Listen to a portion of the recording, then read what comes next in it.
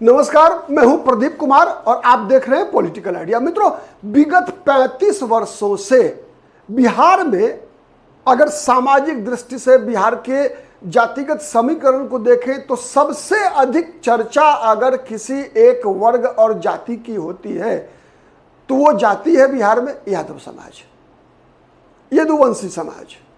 संख्या में सबसे अधिक बिहार की 14% आबादी लगभग यादव जाति समाज की है। यादव समाज से 15 वर्ष तक लगातार लालू प्रसाद यादव के बाद फिर राबड़ी देवी दोनों पति पत्नी मुख्यमंत्री रहे। इससे पहले भी दरोगा प्रसाद राय मुख्यमंत्री बने बिहार के, बीपी मंडल वो बिहार के मुख्यमंत्री रहे। तो एक ऐसी जाति, एक ऐसा वर्ग जो सत्ता में लालू प्रसाद यादव रहे हों चाहे न रहे हों, लेकिन लगातार 35 वर्षों से राजनीति के केंद्र में है और यादव समर्थन या यादव विरोध के नाम पर भी बिहार में राजनीति लगातार चलती आ रही है। 1990 में मुख्यमंत्री बनने के बाद लालू प्रसाद यादव के नेतृत्व में जो पिछड़ी जातियों में, अति पिछड़ों में, दलितों में जो नवजागरण एक हुआ सामाजिक रूप से, उस नवजागरण के केंद्र में भी आप कहिए तो यादव समाज के लोग रहे।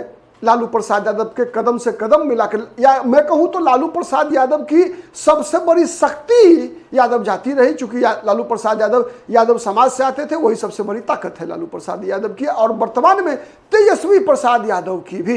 लेकिन कई बार ऐसे सवाल विगत 2-3 चुनावों से आ रहा है कि जो वोटिंग पैटर्न है, वो वोटिंग पैटर्न बिहार के अलग अलग क्षेत्रों में यादवों में भी अंतर है। यादव जाति पर बिहार में, जो बिहार की सबसे बड़ी आबादी है मुसलमानों की, वो लगातार ये आरोप लगाती आ रही है कि आरजेडी के जो यादव मतदाता हैं वो मुसलमान उम्मीदवारों को वोट नहीं डालते।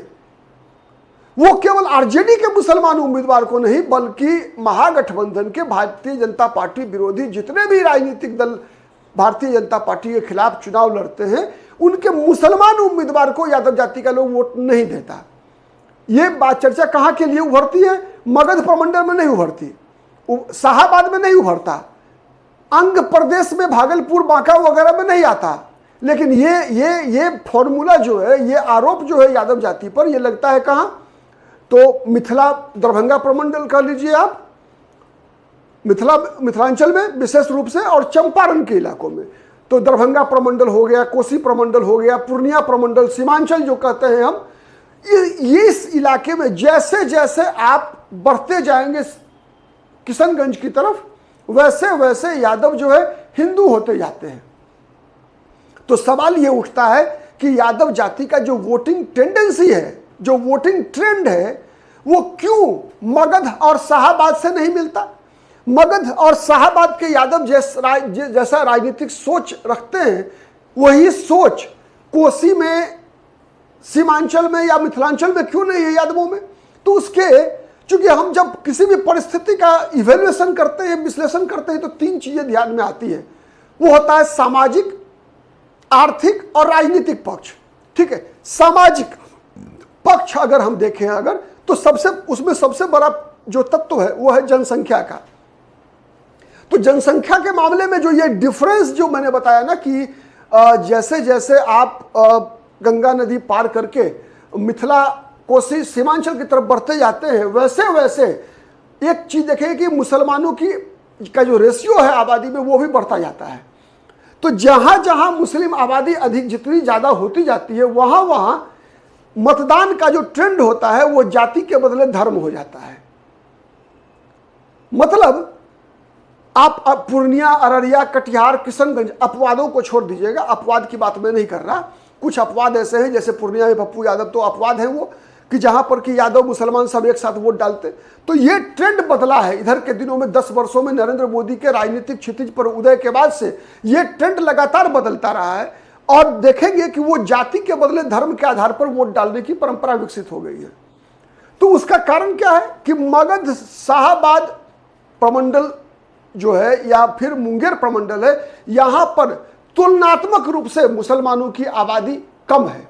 तो आबादी कम होने के कारण जो एक मुसलमानों का भय मुस्लिम आबादी का जो एक मतलब जिसे कहते हैं ना कि जो डर जो भारतीय जनता पार्टी उभारती है, चाहे वो बांग्लादेशी घुसपैठिया के नाम पर, चाहे वो जमीन कब्जा कर लेने के नाम पर, चाहे वो वक्फ बोर्ड के तहत किसी भी गैर मजरूआ जमीन पर कब्जा कर लेना या किसी गरीब का झोपड़ी पर कब्जा कर लेना, इस तरह के आरोप जो बांग्लादेशी घुसपैठिया, रोहिंग्या वगैरह के नाम पर भारतीय जनता पार्टी जो मुद्दे उठाती है, उन मुद्दों का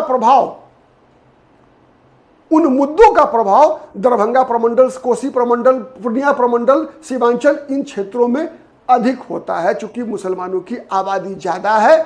ठीक है, और उस ज्यादा आबादी के कारण वहां पर यादव जाति को भी लगता क्या है कि हमारी दोस्ती मुसलमानों से नहीं हो सकती।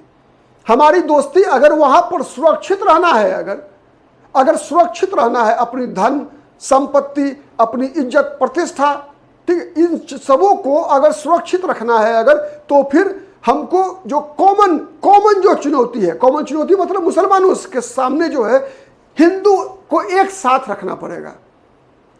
तो इसीलिए वहां पर मुसलमानों की आबादी ज्यादा होने के कारण, ठीक है, और कई ऐसे समाचार आते हैं, जब आप चर्चा सुनते होंगे आपकी, मुंबई बम विस्फोट हुआ था, ट्रेन ब्लास्ट हुआ था, पश्चिम बंगाल में जिस प्रकार से यूएस एम्बेसी ब्लास्ट हुआ था, इसे जितने भी आज से 10 वर्ष पहले आतंकवादी घटनाएं घटी, या बीच में भी एसडीपीआई का ये जो कुछ मॉड्यूल निकल कर आ रहा है पीएफआई वगैरह का, ठीक है, तो उसमें कई बार दरभंगा मॉड्यूल, मधुबनी मॉड्यूल की चर्चा होती है और उसमें कई नाम जो है निकल कर आते हैं। ठीक है, आपको पता है इशरत जहां वगैरह समस्तीपुर के रहने वाली थी, तो इस तरह का एक चीजें निकल कर आती है, जिस कारण से ध्रुवीकरण जो है माने उस क्षेत्र विशेष में जो है, इंक्लूडिंग चंपारण में, नहीं चंपारण में कम है, तो ध्रुवीकरण जो है वहां जाति के बदले धर्म के आधार पर होती है।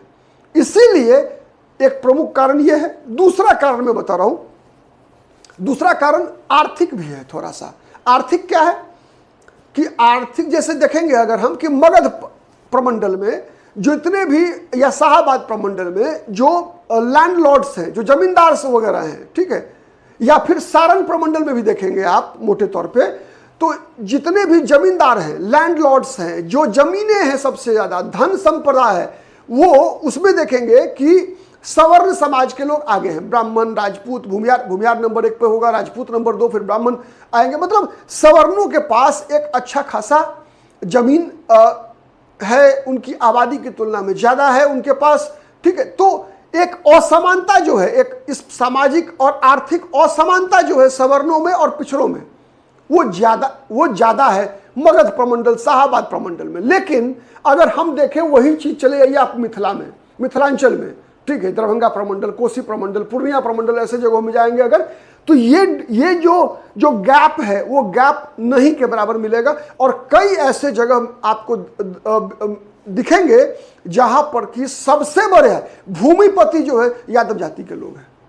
दरभंगा में भी, मधुबनी में भी, सहरसा में भी, पूर्णिया में भी, मधेपुरा में भी, अररिया, कटिहार, मतलब जो जमींदार परिवार के लोग हैं, जिनके पास भूमिपति लोग जो हैं, ठीक है, वो भूमिपतियों की संख्या सबसे अधिक है यादवों में, इस इलाका में। तो इसीलिए यहां पर जब कोई भी राजनीतिक दल, जैसा मैंने कहा ना कि वहां मुसलमानों के बारे में जब भारतीय जनता पार्टी बात करती है, तो वैसे ही यहां पर जो पिछड़ों की राजनीति करते हैं, दलितों की राजनीति करने वाले लोग हैं, ठीक है, ये लोग जब ये बात रखते हैं कि सवर्णों ने तुम्हारा सब कुछ छीन लिया है, तो ये बातें चस्पा लोगों के भावना को एक तरह से इमोशनली अटैच करती है मगध में, शाहाबाद में, लेकिन वही उत्तर बिहार में नहीं करती। क्यों? इसलिए कि वहां पर यह आर्थिक असमानता लगभग नहीं है, और है भी अगर तो वो सवर्णों के फेवर में नहीं है, सवर्णों के फेवर में नहीं है, बल्कि वो किसके फेवर में है? तो वो यादवों के फेवर में है। कोई नहीं जाति के लोगों के पास जमीन, धन संपदा, इस तरह की चीजें हैं वहां। ठीक है, तो इस कारण से एक मतलब जिसे हम कहते हैं ना कि एक बराबरी का व्यवहार, ठीक है, इतना ही नहीं, वैसे भी कहा जाता है कि मैथिली बहुत ही मीठी भाषा होती है।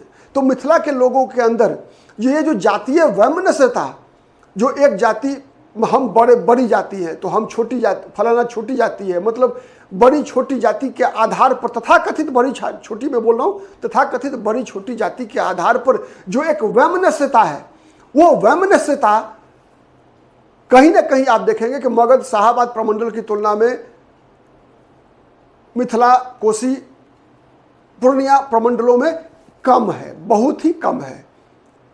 इसके कारण क्या होता है कि प्रतिक्रिया नहीं होती। जब कम है तो फिर प्रतिक्रिया नहीं होगी, स्वाभाविक है। जैसे यहां अगर देखेंगे आप अगर, तो ये आरोप सवर्णों पे लगता है मगध प्रमंडल में कि कुर्सी पर नहीं बैठने देना, सामने बेइज्जत करना, नाम आदर से नहीं लेना, रे ते से बात करना।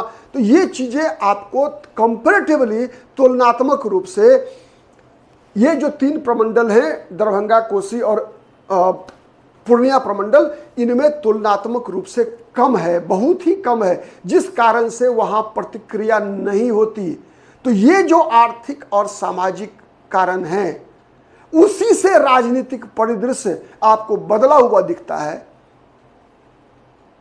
आपको मैं बताऊं कब अंतर समझिए। सबसे पहले एक उदाहरण बहुत बेहतर होगा समझने के लिए कि नक्सलवाद का जन्म कहां हुआ। नक्सलवाद का जन्म भी हुआ मगध में, शाहाबाद में। रणवीर सेना भी यहीं बनी। लेकिन कभी आपने, या फिर जब आरक्षण का दौर आया, जातीय द्वेष का दौर आया, जातीय वैमनस्यता का दौर आया, तो ये सब चीजें मगध शाहाबाद में, अंग प्रदेश में, मुंगेर प्रमंडल में, इन सब जगहों पे ज्यादा दिखा होगा आपको। लेकिन वही चीजें मैं बताऊं, अपवाद छोड़ दीजिएगा, वहां मंडल के दौर में भी केवल 2 चेहरों को आप माइनस कर दीजिए वहां की राजनीति से, ठीक है, तो आपको दिखेगा कि शायद बिहार का ही नहीं बल्कि पूरी दुनिया का सबसे अगर शांत जगह अगर कोई दिखेगा तो वो दिखेगा आपको मिथिलांचल का इलाका, जिसमें ये तीनों प्रमंडल आते हैं। ये दुनिया का सबसे शांत जगह दिखेगा। जब मंडल आयोग लागू हुआ तब भी कोई भी किसी भी प्रकार का हिंसा जो है, हिंसात्मक प्रतिरोध या समर्थन नहीं दिखा, वैमनस्यता नहीं दिखी, तुलनात्मक रूप से कम। जबकि बहुत सारे कुछ लोगों ने साजिश करके उकसाने का पूरा प्रयास किया, भरपूर प्रयास किया, और उसी प्रयास से जन्मे हुए 2 चेहरे बिहार की राजनीति में अभी तक है, पप्पू यादव और आनंद मोहन, ठीक है। तो ये सब अंतर है, और यही अंतर है जो मैंने बताया अभी कि आपको यादव जाति क्यों मगध शाहाबाद का अलग सोचती है, दरभंगा, कोसी, सीमांचल का के लोग की सोच अलग है, में दोनों में अंतर है। उसके प्रमुख कारण यही थे। अगर वीडियो पसंद आता है तो प्लीज़ लाइक कीजिए, सब्सक्राइब कीजिए, शेयर कीजिए, जिससे कि अधिक से अधिक लोगों तक हमारी बातें पहुंच सके, ठीक है। आज के लिए इतना ही, नमस्कार।